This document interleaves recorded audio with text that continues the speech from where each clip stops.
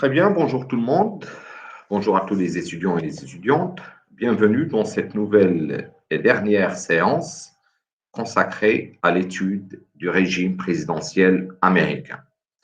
Donc, nous allons aborder lors de cette dernière séance le pouvoir législatif, le Parlement américain, mais aussi le pouvoir judiciaire à travers la Cour suprême américaine, grosso modo.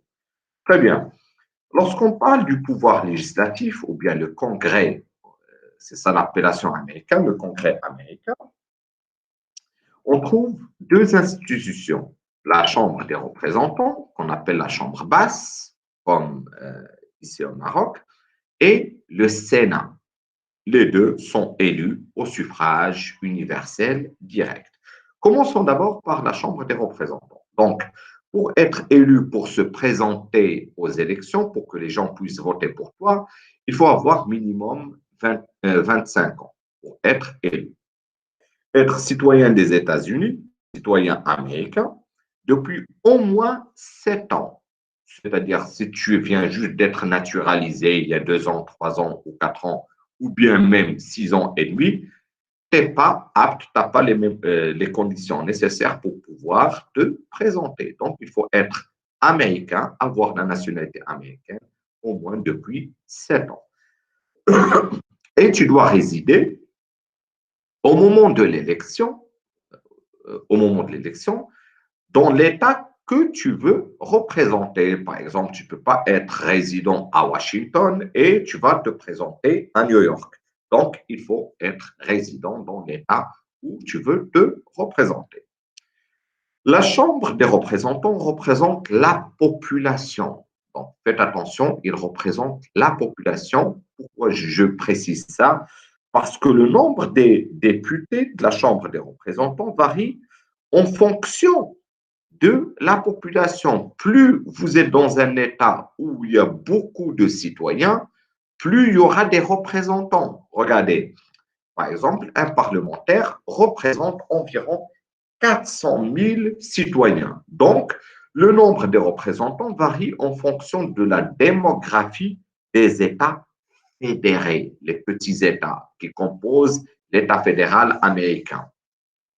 C'est la raison pour laquelle j'ai cité quelques exemples. Par exemple, ici, en Californie, vous allez trouver 53 représentants, 53 députés, parce que la Californie est un État qui est très peuplé. Contrairement, par exemple, au Vermont, qui est un petit État, et donc un petit État dont le nombre de citoyens ne dépasse pas les 400 000. C'est la raison pour laquelle il sera représenté par un seul député. Donc, plus l'État est grand, plus vous aurez des représentants. Cette Chambre est composée au total de 435 députés ou bien représentants élus au suffrage universel direct.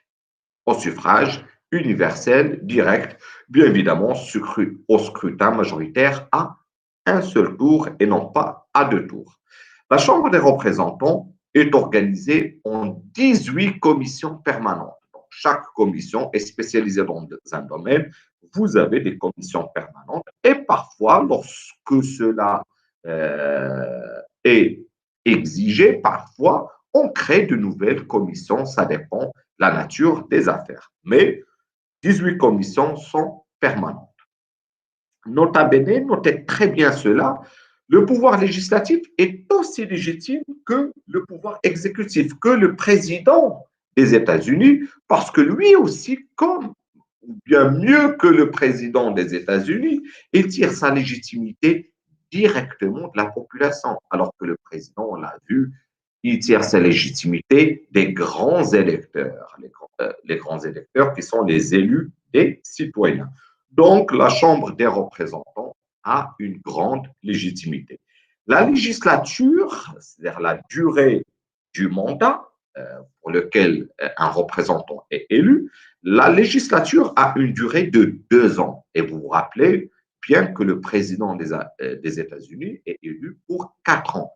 C'est la raison pour laquelle parfois ça coïncide avec les élections présidentielles et parfois ça tombe en plein milieu du mandat présidentiel qui dure 4 ans. Donc, parfois, ça coïncide avec les élections présidentielles. Ils débutent en même temps. Et s'ils débutent en même temps, donc, après 2 ans, on doit refaire des élections de la Chambre des représentants. Donc, ils tombent en plein milieu du mandat du président. C'est ce qu'on appelle midterm election. Donc, au milieu du mandat présidentiel. La seconde chambre, c'est le Sénat, la chambre haute, avec méfiance, parce que même les députés ici sont élus au suffrage universel direct. Donc, le Sénat, il représente les États fédérés, 50 États fédérés. Donc, la parité ici est respectée. Pourquoi? Parce que pour chaque État fédéré, vous allez trouver 2 représentants. On ne prend pas en considération est-ce que l'État est grand, petit ou moyen. Non. Quelle que soit la taille de l'État, quel que soit le nombre de la population, chaque État est représenté par 2 sénateurs. C'est la raison pour laquelle vous allez trouver 100 sénateurs. Il y a bien les sénateurs parce qu'on a 50 États fédérés. Et donc, 50 multiplié par 2, ça nous donne 100 sénateurs qui ont un pouvoir très, très, très grand aussi. Donc, pour être élu, il faut avoir minimum 30 ans et non pas 25 ans, parce que là, c'est le Sénat. Ils sont élus au suffrage universel direct, mais pour non pas 2 ans, mais pour 6 ans. Et bien évidemment, qui sont renouvelés par tiers tous les 2 ans. Donc, tous les 2 ans, on va renouveler 1/3, le tiers des sénateurs. Le Sénat est formellement, non pas officiellement, etc., est formellement présidé par le vice-président, qui remplace, vous vous rappelez bien, le président en cas de décès, en cas de maladie incurable, etc., etc., etc. Quelles sont les attributions du Congrès, c'est-à-dire du Parlement, avec les 2 chambres? Quelles sont les attributions? Qu'est-ce qu'il fait? Alors, vous trouverez dans l'article 1, section 8 de la Constitution américaine, les pouvoirs du Congrès. Alors, premier pouvoir, il va établir et percevoir les impôts et les taxes, ce qui est tout à fait normal. Donc, l'État, pour qu'il puisse fonctionner, il lui faut des sources, il faut de l'argent. D'où il ramène cet argent, mis à part d'autres ressources, des impôts et des taxes, afin d'assurer une défense commune et le bien-être général de tous les citoyens américains. Donc, c'est le Congrès qui va déterminer et établir soit de nouvelles taxes, un nouvel impôt par exemple, ou bien supprimer certains, diminuer certaines taxes, ou bien élever d'autres impôts, ainsi de suite. Il va réglementer le commerce entre États et avec les pays étrangers. Entre États, c'est-à-dire entre les États fédérés, les transactions commerciales, ou bien avec les pays étrangers. Il va établir des lois uniformes en matière de faillite. Donc, il ne doit pas avoir de lois qui sont, pas qui sont plus rigides pour certains États par rapport aux autres. Il va réglementer la naturalisation, comment recevoir, comment bénéficier de la nationalité américaine, qui va vous dire quelles sont les conditions à respecter, c'est le Congrès. Il va établir et organiser le service postal, entre autres, par exemple. Il va constituer une organisation judiciaire fédérale, il va assurer l'entretien de l'armée et déclarer la guerre, et surtout, il va ratifier les traités avec le président des États-Unis, sauf pour les traités qu'on a étudiés en première année en droit international public, les traités en forme simplifiée qui ne méritent pas une ratification de la part du président du Congrès américain, puisque la simple signature du président suffit. Mais pour tout le reste, une fois que le président a engagé la responsabilité des États-Unis, a signé un traité avec une puissance étrangère, donc ce traité devrait être ratifié par le Congrès, mis à part, comme je vous l'ai dit, les traités en forme simplifiée. Très bien, on a terminé avec le pouvoir législatif. Qu'en est-il maintenant du pouvoir judiciaire caractérisé par la Cour suprême? Cette Cour qui joue un rôle très important aux États-Unis, au point qu'on a même commencé à parler d'un gouvernement des juges, tellement ils ont un pouvoir pour parfois recadrer le président, pour donner certains avis à propos de certaines lois, etc., etc. Donc, c'est une institution très importante aux États-Unis. Donc, le pouvoir judiciaire est confié à la Cour suprême, qui incarne le plus haut degré judiciaire du régime américain, l'équivalent en quelque sorte chez nous de la Cour de cassation. Là, on a la Cour suprême qui joue un rôle vraiment très important.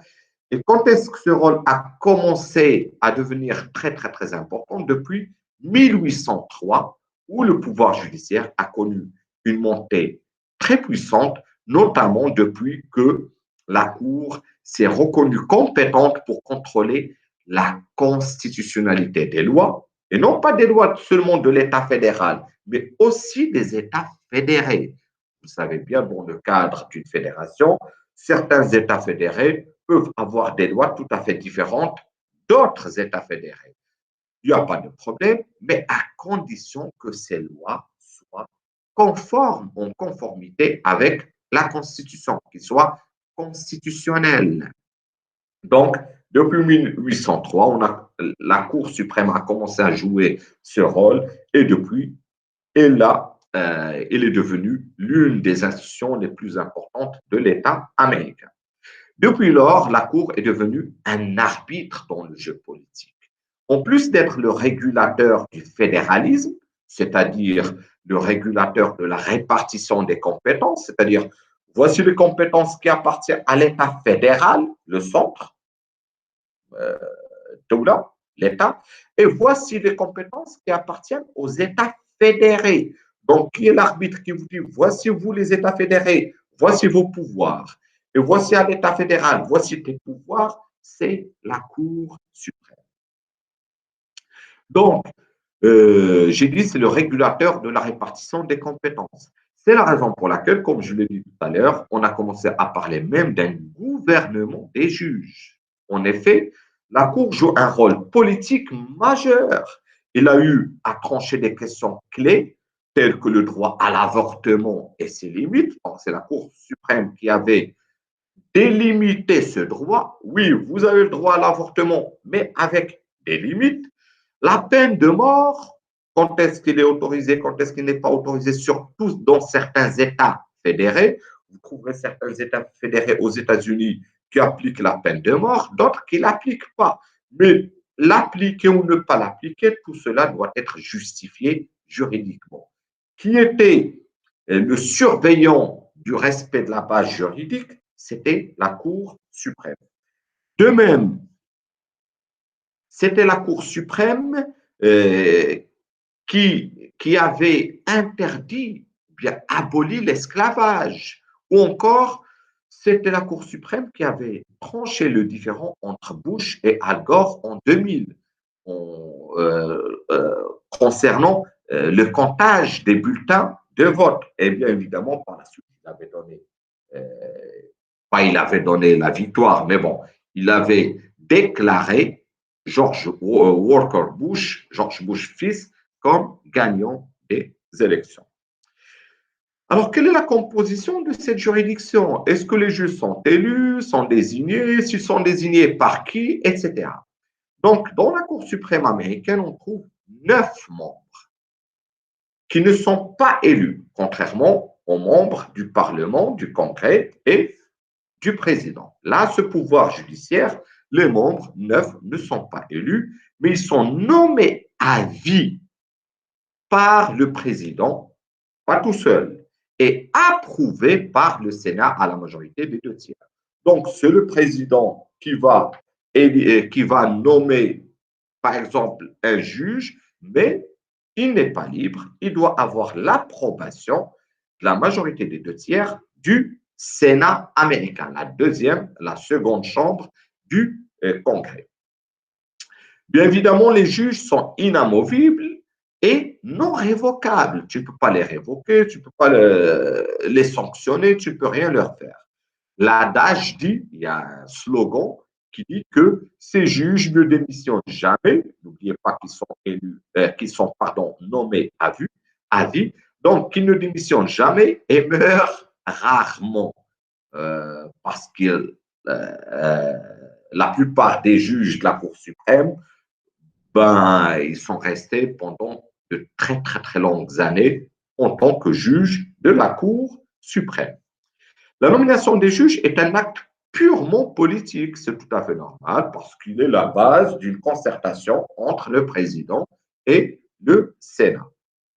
Le président de la Cour suprême a un rôle judiciaire, mais pas seulement un rôle judiciaire, certes, je parle du président de la Cour suprême, un rôle judiciaire, mais aussi un rôle politique. C'est lui qui fait prêter serment au président des États-Unis lors de son élection. Vous voyez, par exemple, dernièrement, pour M. Biden, celui qui lui a demandé de prêter serment, qui était en face de lui, et la main de M. Biden était sur la Bible, celui qui lui demandait de répéter certaines phrases du serment, c'était le président de la Cour suprême.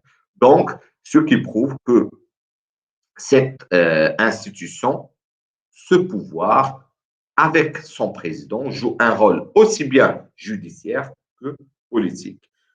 Et donc, enfin, comme je l'ai dit, les juges ne peuvent être destitués, suspendus ou déplacés, ce qui prouve qu'ils ont un rôle extrêmement fort au sein de la Cour suprême.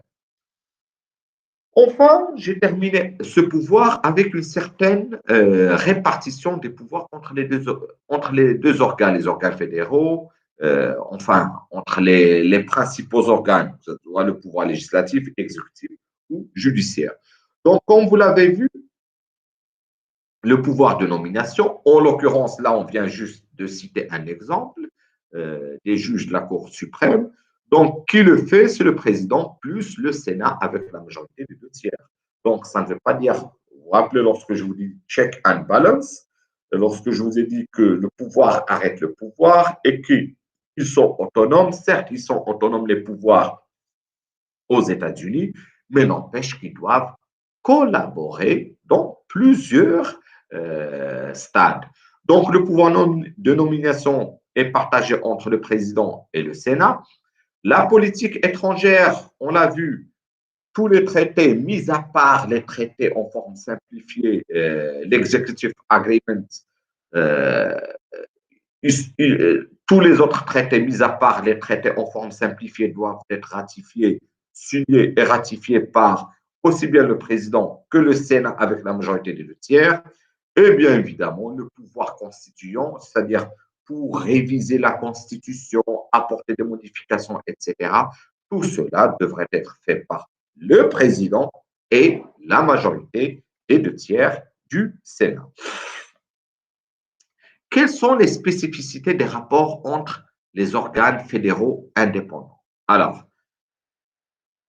d'abord, pardon, l'absence des relations caractéristiques du régime parlementaire. Là, on ne peut pas parler d'un régime parlementaire comme on l'a vu, par exemple, pour le régime britannique. Donc, là, on a des organes qui sont élus séparément.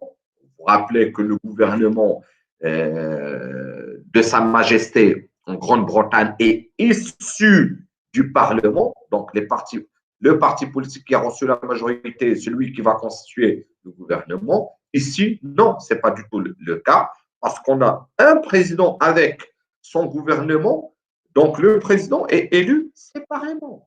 Et le pouvoir législatif, ses membres sont élus séparément.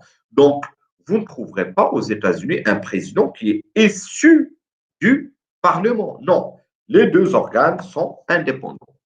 Pas d'initiative partagée des lois, comme il n'y a pas une proposition de loi et un projet de loi au sein du Parlement, non, puisqu'il n'y a pas de gouvernement à la base. Vous vous rappelez, les secrétaires d'État américains restent des conseillers sous l'ordre du président. Il n'y a pas de gouvernement. Et donc, ces secrétaires secrétaires d'État n'ont même pas le droit d'aller au Parlement, au Congrès, contrairement à ce que vous allez trouver au sein du régime parlementaire britannique ou bien semi-présidentiel français. Donc, le Congrès travaille à part et le président, le pouvoir exécutif, le président et ses collaborateurs, en l'occurrence les secrétaires d'État et autres, travaillent de l'autre côté. Pas de pouvoir de révocation réciproque des deux organes parce que les deux organes sont indépendants. Il existe un seul mécanisme et faites très, très, très attention. Vous allez me dire non, non, non, monsieur, parce qu'on a vu avec Donald Trump dernièrement que le Parlement a essayé de le révoquer. Faites attention.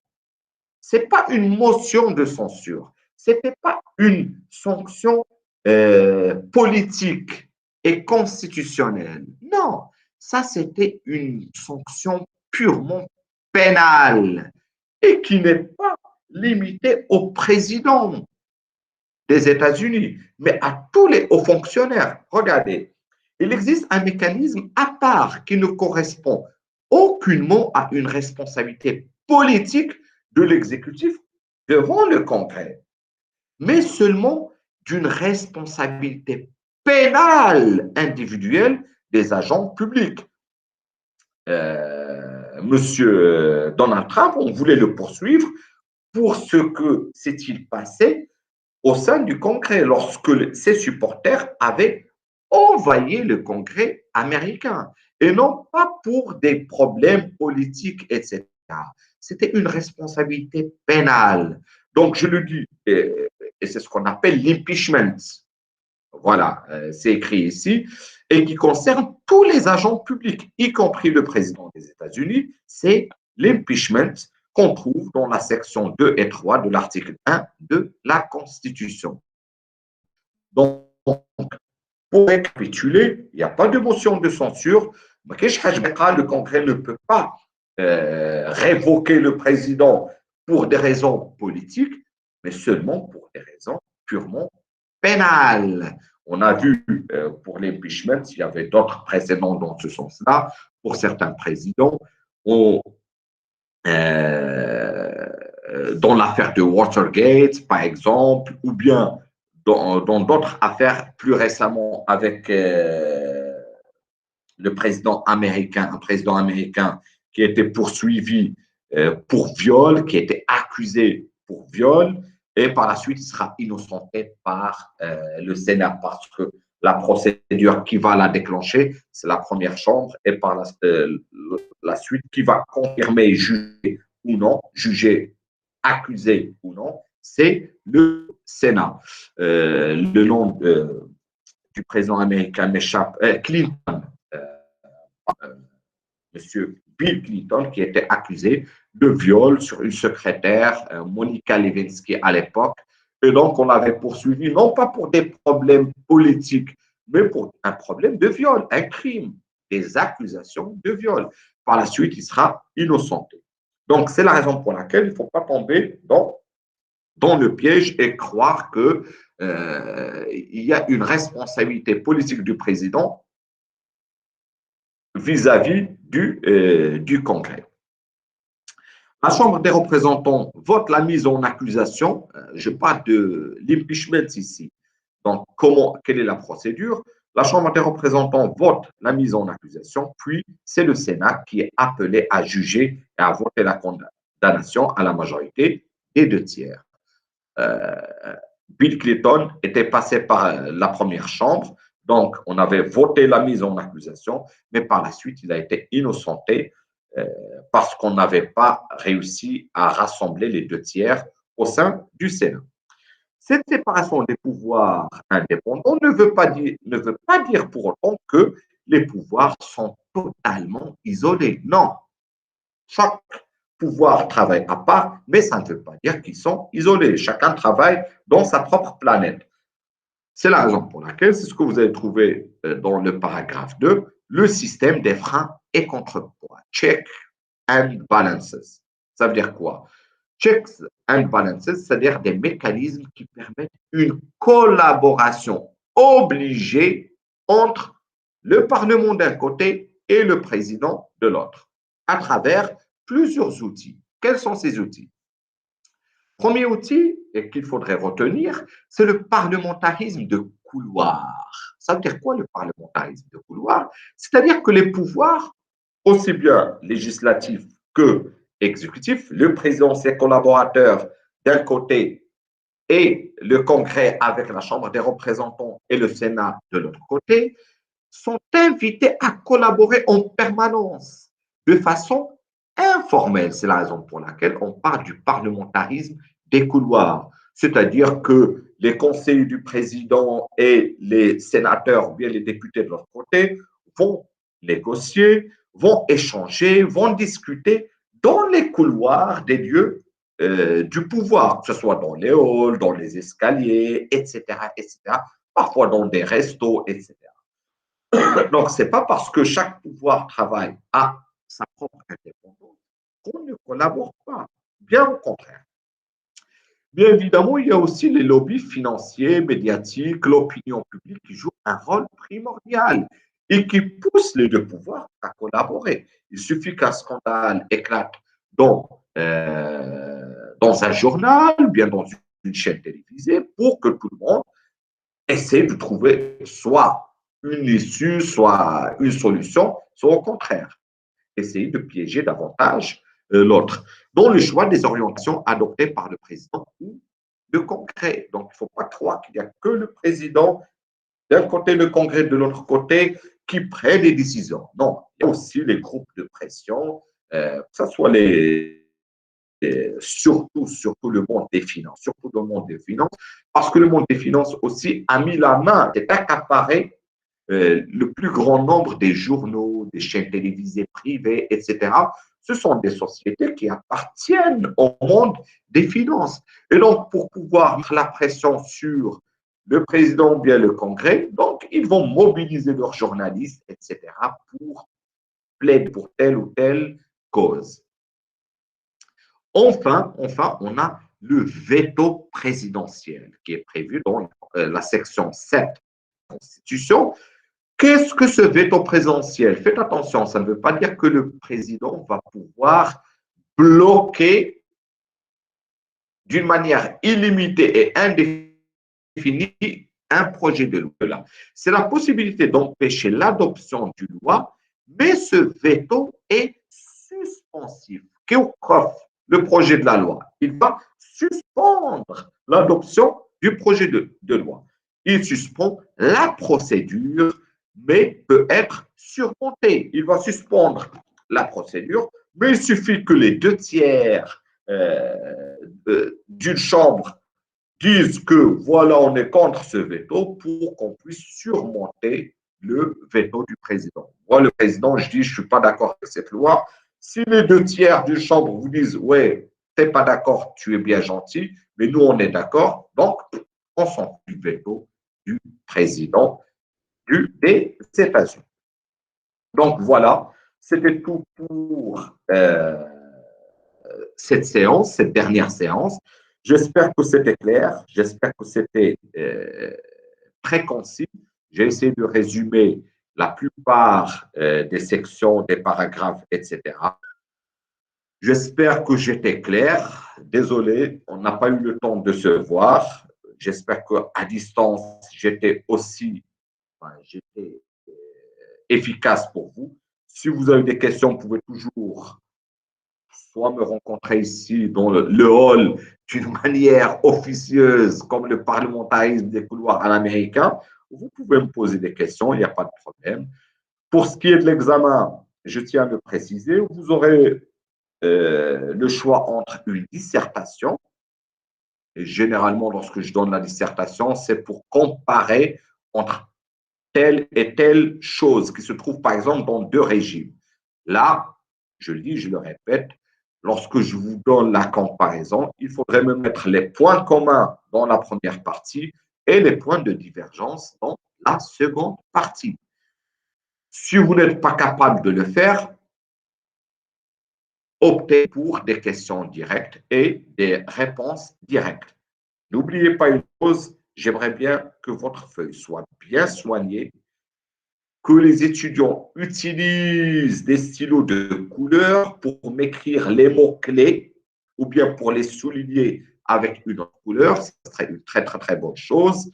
N'hésitez pas à le faire, soignez vos copies, n'hésitez pas à développer, mais pas trop, donc soyez concis et développez d'une manière logique. C'est tout ce que j'ai à vous dire en attendant de vous voir, soit avant l'examen, si vous avez des questions à me poser, soit le jour de l'examen. Je vous souhaite bonne chance, bon courage et à bientôt.